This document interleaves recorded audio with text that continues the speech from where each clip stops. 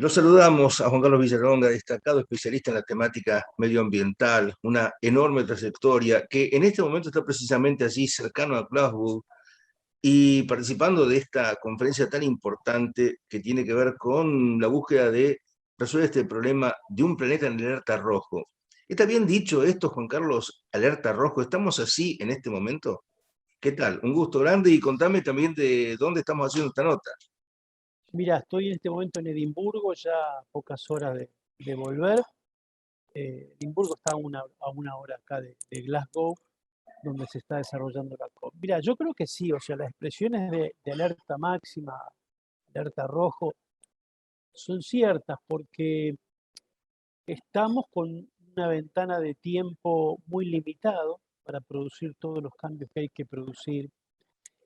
Si queremos que el calentamiento global no supere ciertos límites, es decir, siempre cuando escuchan hablar de un grado, un grado y medio, 2 grados o 3, eso es cuánto se eleva la temperatura promedio global respecto de los niveles, vamos a llamarle normales, los niveles preindustriales, es decir, con una atmósfera sin la intervención del hombre.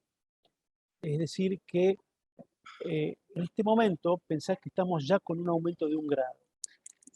Con 1,5 grados entramos en una zona de la cual el hombre jamás vivió. Es decir, el planeta nunca estuvo, por lo menos la verdad que hay que hablar de tiempos increíbles, pero se puede estimar con bastante precisión, 800.000 años para atrás no hubo nada parecido. Todo lo que conocemos como civilización humana se desarrolló en parámetros de temperatura que están por debajo de ese aumento del grado.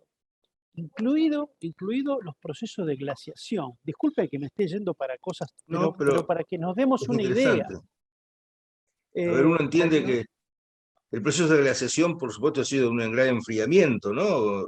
claro, o sea, la variación de temperatura que se produce en la era glacial es menor que los niveles de suba que podamos tener. O sea, lo que estamos haciendo es transformar el clima, la composición de la atmósfera, el clima terrestre y por lo tanto cómo se configuran los ecosistemas. No nos olvidemos que una ciudad se ha establecido porque está cerca del acceso del agua, porque está cerca de tierras fértiles, etcétera, etcétera.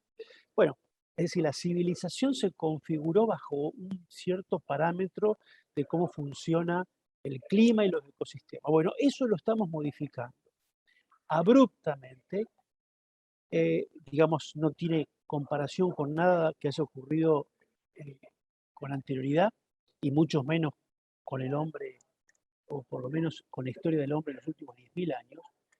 Todo esto para indicar por qué la alerta máxima, porque esta transformación va a poner en crisis muchos ecosistemas. Cuando digo crisis de ecosistemas, estoy hablando de producción de alimentos, estoy hablando de agua, de habitabilidad de ciertas zonas o de inhabitabilidad,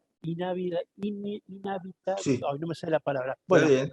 no, que no sea habitable, Compleja esa palabra. digamos, bah, estoy, Sí. estoy mal dormido. Bueno, lo que quiero decir es, eh, todo lo que conocemos y cómo se ha desarrollado la civilización humana, esto entra en riesgo. Por eso esto es tan grave y, y vos pensás que el mundo está discutiendo algo extraordinario, que es en menos de 30 años modificar algo tan estructural como es, por ejemplo, la actividad energética, que hoy Claro. depende 85% de la energía que consumimos proviene de combustibles fósiles, que son los que generan básicamente este problema. Hay que transformar de raíz eso. Eso significa transformar no solo tecnológicamente la sociedad, significa que cambia el perfil productivo y que también cambian los centros de poder. Y todo eso está en la discusión, Ahí todo en eso está ese sobre la punto, mesa de en negociación. ese punto que tiene que ver con el contexto geopolítico internacional, vamos a hacer un paréntesis, porque quisiera algunos aspectos que describan para que todo esto que está planteando con tanta claridad se ejemplifique, por ejemplo, hablamos de calentamiento de mares con posibles inundaciones que vayan creciendo, ¿qué significarían consecuencias concretas, ¿no? Esa palabra difícil que hace que sea tan complejo seguir habitando nuestro planeta, esos Exactamente. ecosistemas afectados. Esos ejemplos categóricos por ahí golpean bien a la gente, ¿no? En la Mirá, comprensión de este problema. sí, totalmente, totalmente. Por ejemplo, la desaparición de los glaciares de la alta montaña, en la cordillera, básicamente los glaciares que están en la zona de Cuyo, Mendoza, San Juan, La Rioja, de ahí para arriba. Si hay glaciares que ya han desaparecido, en el caso de la cordillera de la zona de Bolivia. Pero todos esos glaciares que son bastante pequeños y que se encuentran en las nacientes de todos los cursos de agua que terminan conformando los ríos que constituyen a la zona de Cuyo en un oasis. Si la zona de Cuyo es un desierto con algunos cursos de agua alrededor de los cuales se generó la actividad productiva y las ciudades. Si uno mira el mapa, eso es San Juan. Si uno mira el mapa, eso es Mendoza. Bueno, la pérdida de esos glaciares en la alta montaña produciría que esos ríos pasan a ser absolutamente estacionales, es decir, en algún momento que tienen mucho caudal y hay momentos que tienen bajísimo caudal, lo cual pone en crisis no solo la producción de alimentos, la economía regional, la producción de electricidad, etcétera, etcétera. Es decir, la desaparición de esos glaciares es un enorme riesgo para la subsistencia de la zona de lo que es La Cuyo. Sí, bajante, la pronunciada bajante del río Paraná, que tanto afectó, ¿no? Hasta la circulación de transporte de alta calada, ¿esto también tiene que ver como expresión de esto que estamos observando? mira, lo que se estima es que para la zona centro, noreste, o generalizado en el país, pero básicamente en la zona centro-norte, eh, la mayor frecuencia de sequías va a ser una constante. Y la mayor es frecuencia de las olas de calor. Las olas de calor significan estos días continuados de altas temperaturas y fundamentalmente de mínimas muy altas, es decir, que nunca refresca, digamos, la noche sigue siendo cálida. Esos días de olas de calor, que solían ser de 3 días, 4 días, hoy se están extendiendo, como el promedio en general se va extendiendo. Y estos son días particularmente de alto riesgo para los incendios y las sequías que se van repitiendo, digamos, todo esto ocurre y correlaciona muy bien con los modelos climáticos que preanuncian una atmósfera más cálida, digamos. O sea que cuando hay una correlación de tendencias con lo que implica, con lo que muestran los modelos, bueno, uno puede decir allí está el calentamiento presente. Bueno, pensemos que por eso esto uno describe el clima, la meteorología, cómo se expresa, pero las sequías implica para Argentina mucha plata. Es decir, la sequía del 2018, la Bolsa de Comercio de Rosario la estimó en una pérdida de 6.000 millones de dólares. O sea, 6.000 millones de dólares que no entraron a la economía argentina. Eso es un enorme quebranto y eso lo pagamos de mil maneras, ¿sí? Con mayor empobrecimiento, con inflación, con todo lo que ya conocemos. Bueno, y acá viene un tema muy grande, que es la litigiosidad de este problema. Porque si vos ves que Argentina comienza a tener con mayor frecuencia sequías y eso impacta en la producción agropecuaria y eso impacta en la economía del país y termina impactando en todos nosotros, bueno, y en un problema que prácticamente no lo hemos generado nosotros, bueno, alguien puede decir, bueno, pará, porque no voy a estar yo pagando los platos rotos, generando todos los problemas económicos que me genera, sí, y con un problema que yo no tengo casi nada que ver. Entonces, esto multiplicaron por la cantidad de países que te imaginas que sufren impacto de Claro. todo tipo.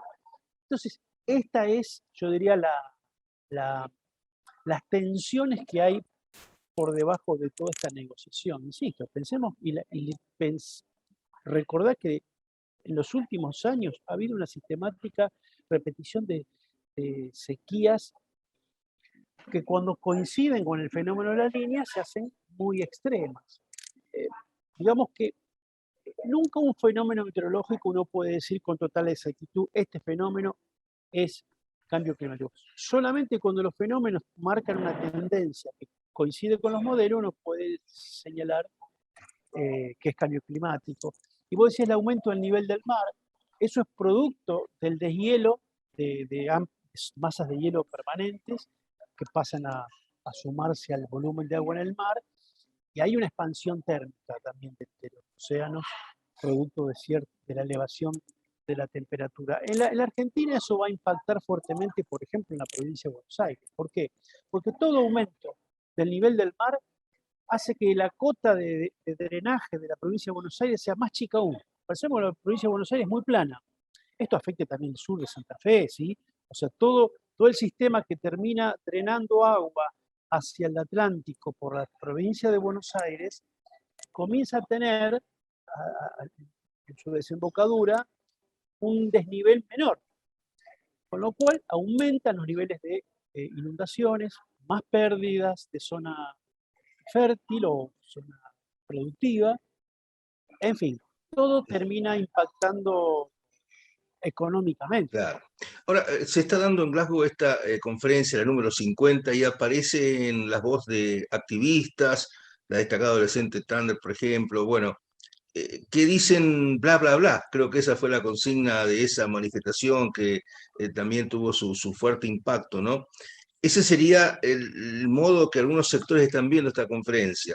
Por otra parte, Sí, uno ve a Biden, presidente de Estados Unidos, que expresan un grado de satisfacción por algún avance parcial con el tema de disminución de metano, pero preocupado porque no estuvo China. En fin, ¿por qué nos vas dando un poco tu mirada sobre este encuentro? ¿Qué está pasando desde algo que habías empezado a describir, ¿no? El contexto geopolítico internacional donde se está dando esta conferencia de Glasgow. sí, me parece muy importante hablar de las negociaciones después de esta introducción que hicimos.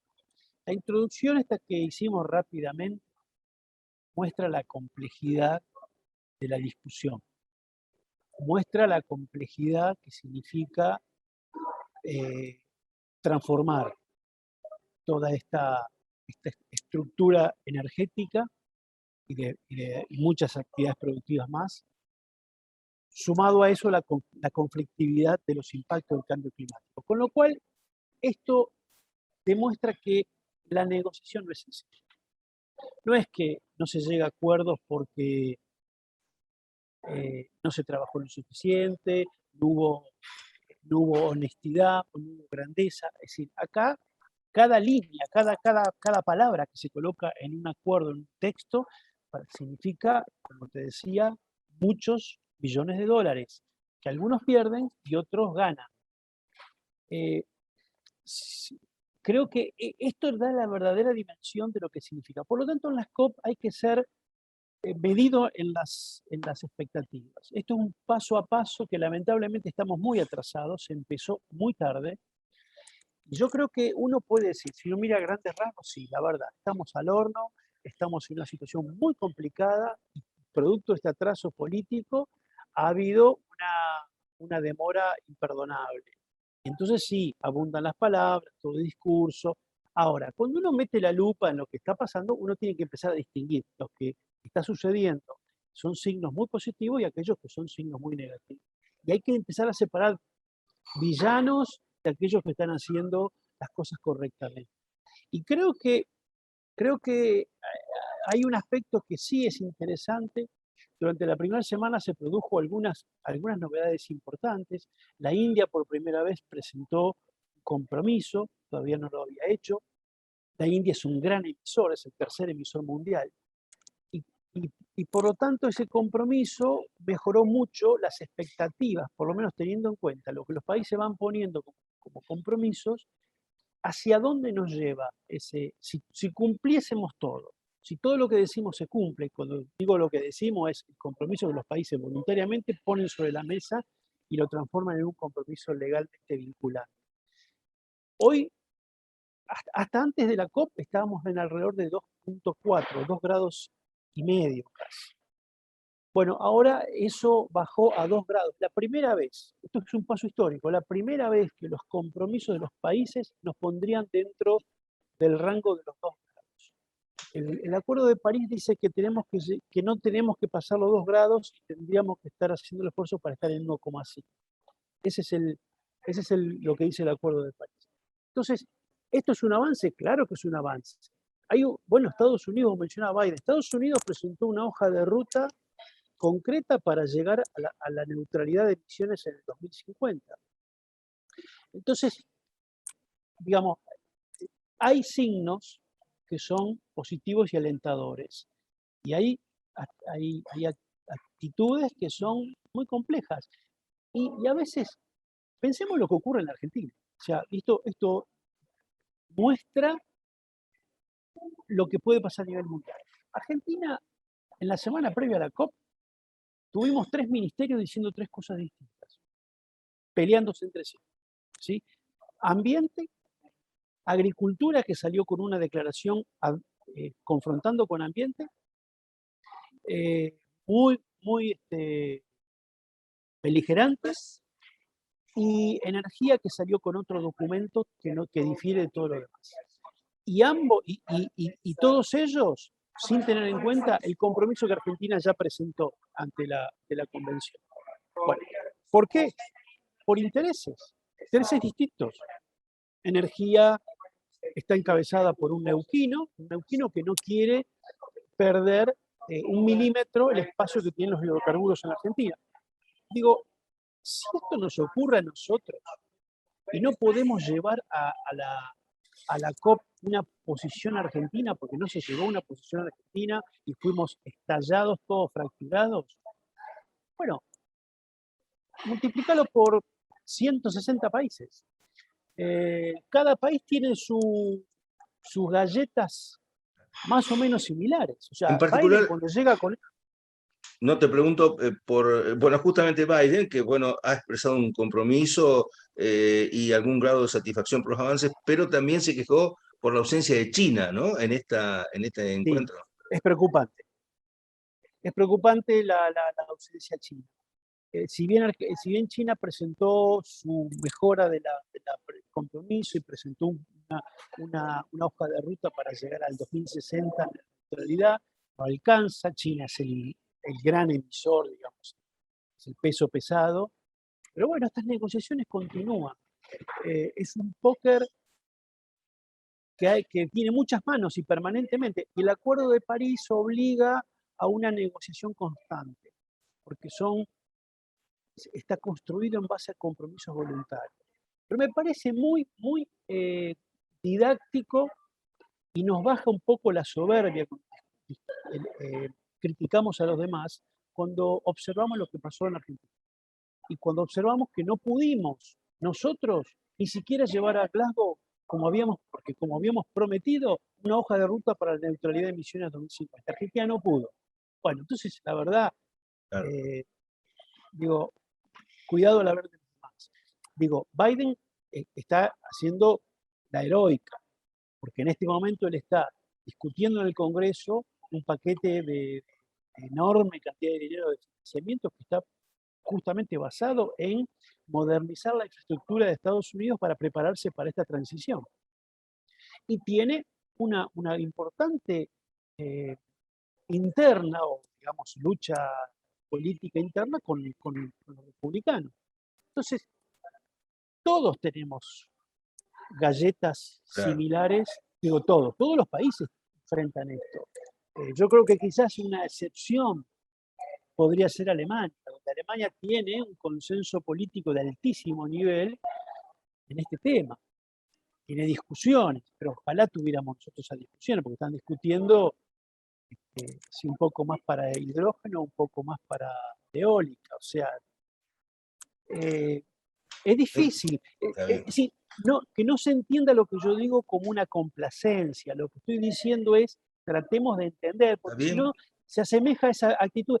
Los políticos no se ponen de acuerdo. O los políticos son... No, pará. ¿Qué hablamos cuando hablamos de política? Hay algunos que sí, hay otros que no, otros que más o menos. Digamos, Correcto. hay que ajustar la sintonía fina. Muy interesante el andarivel de análisis que estás planteando, buscando la profundidad de esta situación, la complejidad de la misma, y de pronto esos mensajes del bla, bla, bla, como que no sirven para nuestros encuentros, también aparecen como muy simplistas, ¿no? De alguna forma, banderas que movilizan, sí, un reclamo, pero no entienden la complejidad de la situación. Mira, el mensaje de Obama, creo que fue ayer, eh, es un mensaje justamente en ese sentido. Es decir, mensaje dirigido a varias partes, pero una parte importante fue dirigido a los jóvenes y tratando de explicarles que se tienen que involucrar en política, que tienen que involucrarse más en este sentido, que a veces está bien ser la voz de alerta, y eso está perfecto, eh, pero que se necesita un involucramiento para hacer este análisis y para, como te digo, saber a quién tenés que apoyar y a quién no. No podés ponerte afuera y decir todos hacen bla, bla, bla. Eh, Me parece que eso es un error porque termina eh, pagando justo por pecadores. Es como cuando dicen, viste, el Congreso son todos vagos. La verdad, hay gente maravillosa y súper lúcida en el Congreso y no tienen, es muy injusto La eh, generación, está bien. esas generalizaciones. Ujú. Te pregunto, aprovechando esta posibilidad que tenemos, que te agradecemos mucho desarrollarla, por ejemplo, entre las cosas que costará mucho, entiendo, resolver, es el problema de la contaminación que genera el transporte, ¿no? Un factor, un contaminante enorme, pero uno ahí tiene las emanaciones que hacen los aviones, los camiones, los autos. Bueno, el auto electrónico está empezando a depuntar un crecimiento, pero va a costar mucho abordar esto, que creo que es uno de los factores principales, ¿no? De contaminación. Mira, yo creo que desde el punto de vista tecnológico en general, es donde mejor estamos.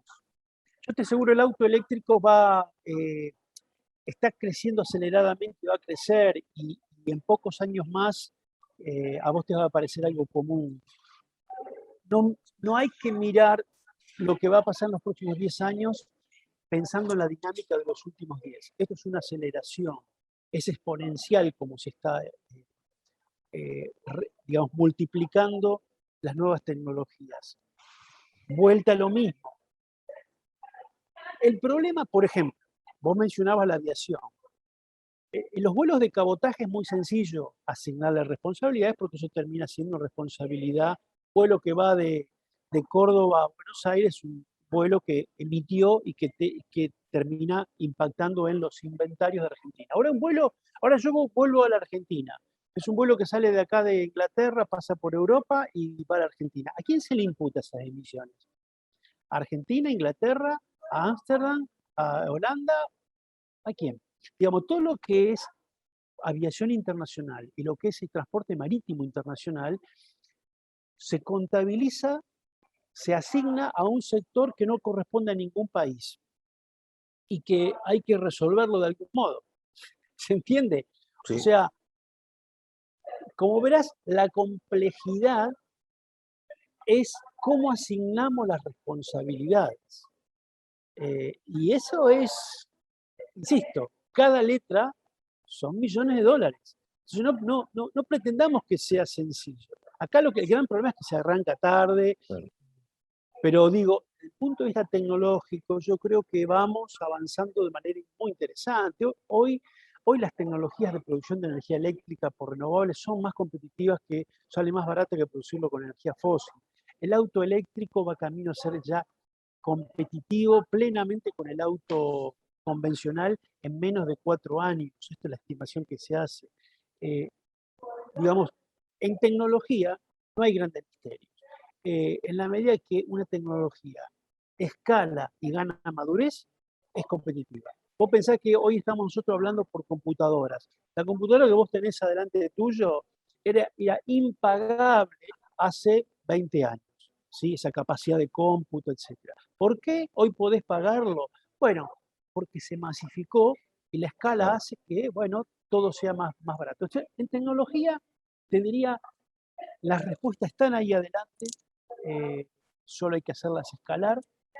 Yo creo que el gran eh, deuda o pendiente que tenemos es un pendiente político en el sentido más amplio y profundo de la palabra.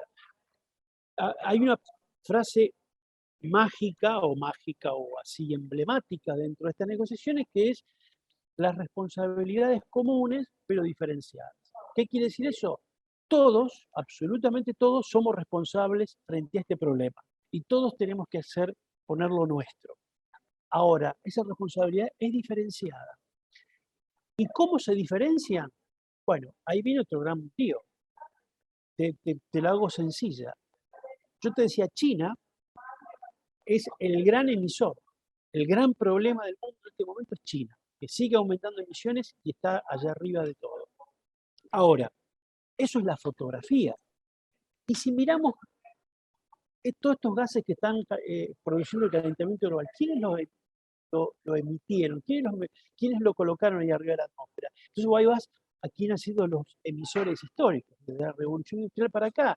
Y ahí entra a tallar otros países. China pasa, digamos, a estar por abajo en la lista, porque es un emisor importante en los últimos años. Claro. Entonces, ahí tenés, una cosa son los responsables históricos, otra cosa distinta, otro ranking totalmente distinto es el responsable actual. Y te la hago más compleja. Eso no refleja equidad, porque vos no podés comparar China con Argentina.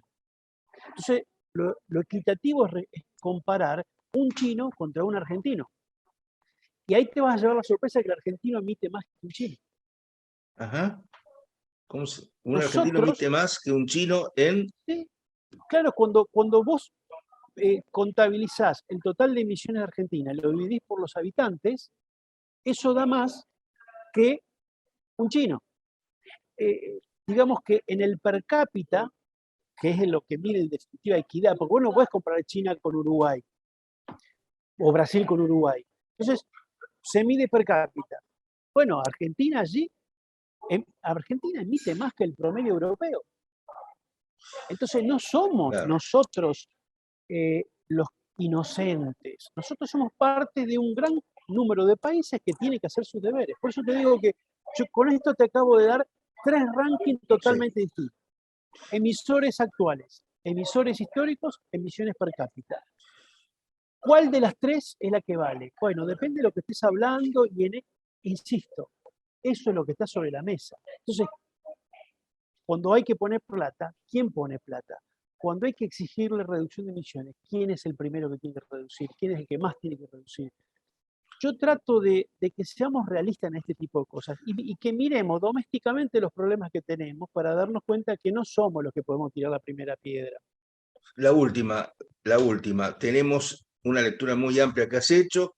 Ahora, la pregunta un poco referenciada en la minería, agricultura y ganadería, la deforestación, en definitiva, son andariveles que económicamente responden a una matriz productiva donde es lo que se busca sostener porque además tiene que ver con los productos brutos internos, por ejemplo, de cada país.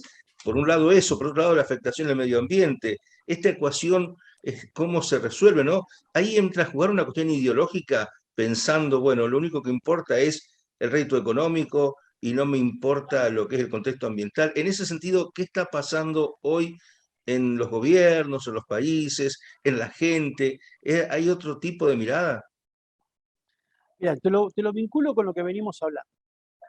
Un ámbito en el cual se comienza a expresar y se empieza a hacer valer todo lo que hablamos antes es a través de los acuerdos comerciales.